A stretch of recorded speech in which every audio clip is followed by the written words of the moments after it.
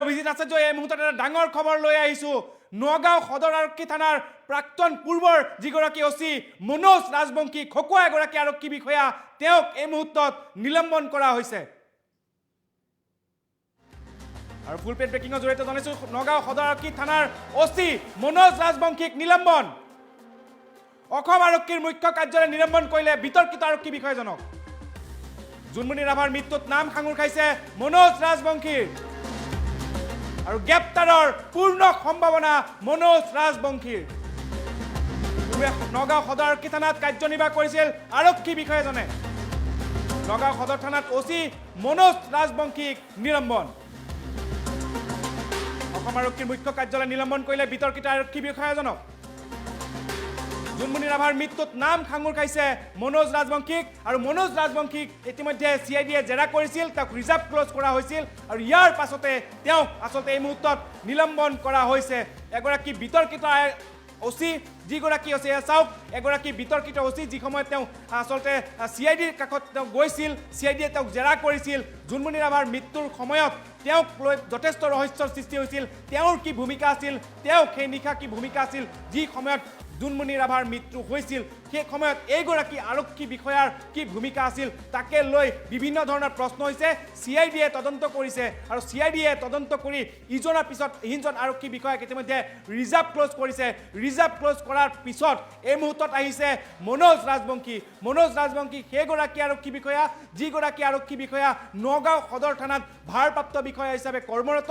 নগাঁও সদৰ থানাত তেওঁ বিগত 1.5 বছৰ ধৰি কৰ্মৰত আছিলে আৰু নগাঁও চহৰত এক প্ৰকাৰৰ সন্ত্ৰাসৰ সৃষ্টি কৰিছিল এইগৰাকী মনোজ ৰাজবংশীয়ে আৰু অৱশেষত যেন 100 গৰু মাৰিলে বাঘৰো মৰণ ঠিক একেদৰে দেখা গৈছে মনোজ ৰাজবংশীৰ ক্ষেত্ৰতো এইবাৰ মনোজ ৰাজবংশী ৰণত পৰিছে হয়তো অচিৰে গ্ৰেপ্তাৰ হ'ব মনোজ ৰাজবংশী আৰু CIDয়ে যি তদন্ত কৰি আছে সেই তদন্তত ইতিমধ্যে মনোজ ৰাজবংশীৰ যি নাম সেয়া স্পষ্টভাৱে দেখা গৈছে আৰু তাৰ বাবে অসম আৰক্ষীৰ মুখ্য কাৰ্যালয়ে মনোজ ৰাজবংশীক ইতিমধ্যে নিলম্বন কৰিছে তাৎক্ষণিকভাৱে নিলম্বন কৰিছে আৰু হয়তো অচিৰে গ্ৰেপ্তাৰ হ'ব মনোজ ৰাজবংশী আৰু মনোজ ৰাজবংশীৰ যি কুকীৰ্তি সেই কুকীৰ্তিৰ যি অধ্যায় সেই অধ্যায় আমি পুনৰ টাইম এটৰ জৰিয়তে লৈ আনিম কিন্তু এই মুহূৰ্তত এটা বিগ ব্ৰেকিং আৰু ফুল প্লেটৰ মাধ্যমে পুনৰ জনাব বিচাৰিছোঁ নগাঁও সদৰ থানাৰ অচি মনোজ ৰাজবংশীক নিলম্বন কৰা হৈছে অসম আৰক্ষীৰ মুখ্য কাৰ্যালয়ে নিলম্বন কৰিলে বিতৰ্কিত আৰক্ষী বিষয়াজনক জুনমণি ৰাভাৰ মৃত্যুত নাম সাঙুৰ খাইছে মনোজ ৰাজবংশীৰ গ্ৰেপ্তাৰৰ পূৰ্ণ সম্ভাৱনা অচি মনোজ ৰাজবংশী নিলম্বিত আৰক্ষী বিষয়াজন আৰু পূৰ্বে নগাঁও সদৰ থানাত তেওঁ কাৰ্যনিৰ্বাহ কৰিছিল নগাঁও সদৰ থানাত তেওঁ এক প্ৰকাৰৰ উঠি ৰজা বহি ৰজা বিভিন্ন সিন্ডিকেট চক্ৰৰ সৈতে বিভিন্ন দালালৰ সৈতে তেওঁ এক সুসম্পৰ্ক বজাই ৰাখিছিল আৰু নগাঁও চহৰত তেওঁ এক প্ৰকাৰৰ সন্ত্ৰাসৰ সৃষ্টি কৰিছিল আৰু সেইগৰাকী মনোজ ৰাজবংশীক ইতিমধ্যে অসম আৰক্ষীয়ে নিলম্বন কৰিছে যিগৰাকী আৰক্ষী বিষয়া জুনমণিৰ মৃত্যুৰ দিনা তেওঁৰ যি ভূমিকা সেই ভূমিকা সম্পূৰ্ণভাৱে ৰহস্যজনক যাৰ পৰিপ্ৰেক্ষিতত এইগৰাকী আৰক্ষী বিষয়াক CIDয়ে জেৰা কৰিছিল আৰু জেৰাৰ অন্তত এই মুহূৰ্তত তেওঁক নিলম্বন কৰা হৈছে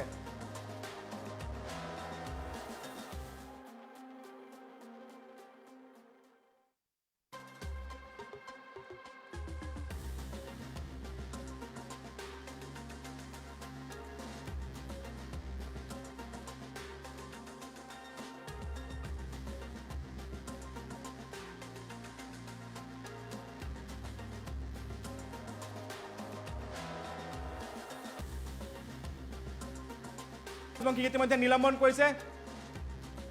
আৰু মনোজ ৰাজবংশী অচিৰে হয়তো গ্ৰেপ্তাৰ হ'ব পাৰে কাৰণ জুনমণিৰ মৃত্যুৰ সৈতে তেওঁৰ নাম সাঙুৰ খাইছে যাৰ কাৰণে তেওঁক ইতিমধ্যে অসম আৰক্ষীয়ে নিলম্বন কৰিছে চাকৰিৰ পৰা নিলম্বন কৰিছে আৰু এইগৰাকী বিতৰ্কিত আৰক্ষী বিষয়াজনে নগাঁৱত এক প্ৰকাৰৰ সন্ত্ৰাসৰ সৃষ্টি কৰিছিল আৰু মনোজ ৰাজবংশীৰ নাম প্ৰত্যক্ষভাৱে সাঙুৰ খাইছে জুনমণি ৰাভাৰ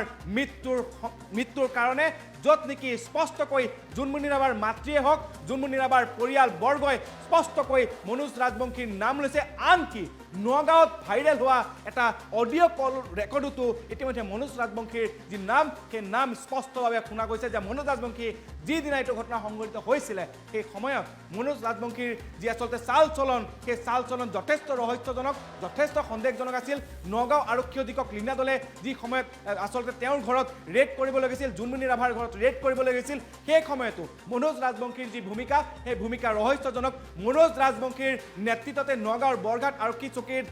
কাষতে বেৰিকেড লগাই দিয়া হৈছিল কোনো এখন বাহন নগাঁও চহৰত প্ৰৱেশ কৰিবলৈ দিয়া হোৱা নাছিল থানা চৌহদত ছটফটাইছিল মনোজ ৰাজবংশী আৰু অৱশেষত মনোজ ৰাজবংশীক অসম আৰক্ষীয়ে ইতিমধ্যে নিলম্বন কৰিছে আৰু সম্পূৰ্ণ তদন্তৰ আওতাত আহিব মনোজ ৰাজবংশী আৰু অচিৰেই হয়তো এইগৰাকী বিতৰ্কিত আৰক্ষী বিষয়াজন গ্ৰেপ্তাৰ হ'ব পাৰে যাৰ কাৰণে অসম আৰক্ষীয়ে খুব তাৎক্ষণিকভাৱে এইগৰাকী খকুৱা আৰক্ষী বিষয়াক এই মুহূৰ্তত নিলম্বন কৰিছে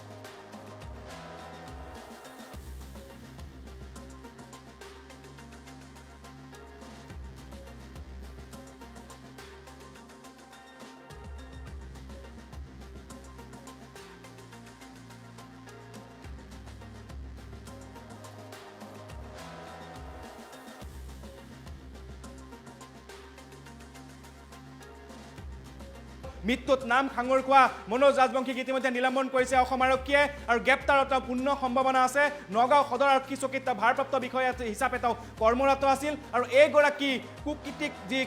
বিতৰ্কিত যিগৰাকী বিষয়া সেইগৰাকী বিষয়াক ইতিমধ্যে অসম আৰক্ষীয়ে নিলম্বন কৰিছে তাৎক্ষণিকভাৱে বলবৎ হোৱাকৈ তেওঁক নিলম্বন কৰিছে যাৰ কাৰণে এইগৰাকী আৰক্ষী বিষয়া সন্দেহৰ দৃষ্টিত আহিছে সন্দেহৰ আঁতৰত আহিছে আৰু তেওঁৰ যি ভূমিকা সেই ভূমিকা সম্পূৰ্ণৰূপে ৰহস্যজনক কাৰণ যিদিনা জোনমণি ৰাভাৰ মৃত্যু হৈছিল সেইদিনা তেওঁৰ যি ভূমিকা সেই ভূমিকা সম্পূৰ্ণ ৰহস্যজনক চিআইডিয়ে তেওঁক জেৰা কৰিছে জেৰা কৰি চিআইডিয়ে তেওঁক আচলতে বিভিন্ন ধৰণৰ সোধপোছ কৰিছে আৰু তেওঁৰ পৰা বিভিন্ন ধৰণৰ তথ্য সংগ্ৰহ কৰিছে চিআইডিয়ে তেওঁৰ যি মোবাইল ফোন সেই মোবাইল ফোনো যি সময়ত আচলতে চিআইডিয়ে তদন্ত কৰিছিল সেই সময়ত যি সময়ত জেৰা কৰিছিল তেওঁৰ মোবাইল ফোন চিআইডিয়ে সম্পূৰ্ণভাৱে পৰীক্ষা কৰিছে ঠিক একেদৰে তেওঁ মোবাইল ফোনৰ পৰা বিশেষভাৱে বহুতো তথ্য লাভ কৰিছে চিআইডিয়ে আৰু অচিৰেই হয়তো গ্ৰেপ্তাৰ হ'ব মনোজ ৰাজবংশী কাৰণ জোনমণি ৰাভা যি সময়ত জখলাবন্ধাত মৃত্যু হৈছিলে সেই সময়ত মৃত্যুৰ পূৰ্বেই আচলতে মনোজ ৰাজবংশীৰ যি ভূমিকা সেই ভূমিকা অতি সন্দেহজনক অতি ৰহস্যজনক কেৱল মনোজ ৰাজবংশীয়ে নহয় নগাঁও আৰক্ষী জিলাৰ কেইবাগৰাকী আৰক্ষী হয়তো নিলম্বন হোৱাৰ পূৰ্ণ সম্ভাৱনা আছে ঠিক একেদৰে ৰূপজ্যোতি কলিতা যিগৰাকী ৰূপজ্যোতি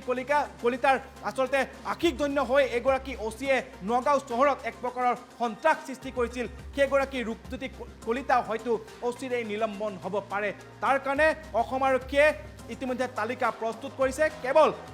মনোজ ৰাজবংশীয়ে নহয় আন বহু শীৰ্ষ আৰক্ষী বিষয়া হয়তো গ্ৰেপ্তাৰ হ'ব পাৰে তাৎক্ষণিকভাৱে নিলম্বন হ'ব পাৰে আৰু এই মুহূৰ্তত অসম আৰক্ষীৰ মুখ্য কাৰ্যালয়ে মনোজ ৰাজবংশীৰ দৰে এগৰাকী নিকৃষ্ট বিকৃত খকুৱা আৰক্ষী বিষয়াক নিলম্বন কৰিছে আৰু সেই দৃশ্য এই মুহূৰ্তত টেলিভিছন স্ক্ৰীণত দেখুৱাইছোঁ যে কিদৰে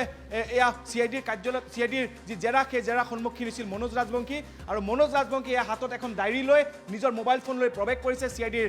আচলতে জেৰাত আৰু নগাঁও পুলিচ গেষ্ট হাউচত এই যি চিআইডি উপস্থিত হৈছিল তাত জেৰা হৈছিল আৰু তাত মনোজ ৰাজবংশী উপস্থিত হৈছিল আৰু সেইগৰাকী আৰক্ষী বিষয়াক এই মুহূৰ্তত অসম আৰক্ষীৰ মুখ্য কাৰ্যালয়ে তেওঁক নিলম্বন কৰিছে চাকৰিৰ পৰা নিলম্বন কৰিছে কেৱল নিলম্বনেই নহয় অচিৰেই হয়তো এগৰাকী আৰক্ষী বিষয়াক গ্ৰেপ্তাৰ কৰিব চিআইডিয়ে আৰু তাৰে এয়া আখৰা তাৰে এয়া প্ৰস্তুতি